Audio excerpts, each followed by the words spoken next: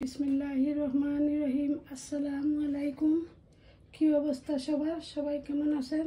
আশা করি সবাই আল্লাহর রহমতে খুব ভালো আছেন। বিসমিল্লাহির রহমানির রহিম। এখানে আমি একটা চাটনি নিয়ে আসছি।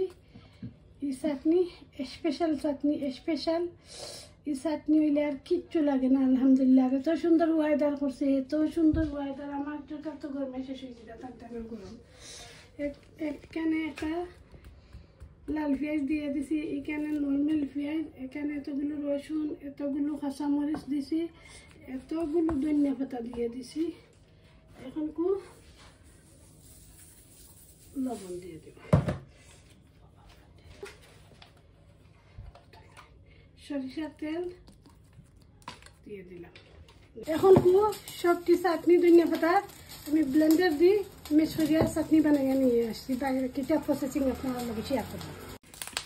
এখন সরিষার তেল দিলাম, ভাতটা নিয়ে গেছি। সরিষার তেল দিয়ে দিছি। বিসমিল্লাহির রহমানির রহিম। সবটি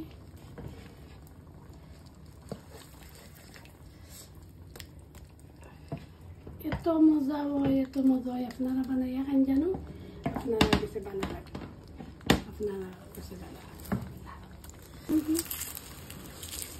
দিলাম গ্রাম।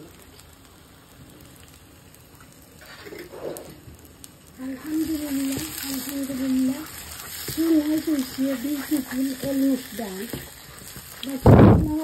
পরিবেশন করি।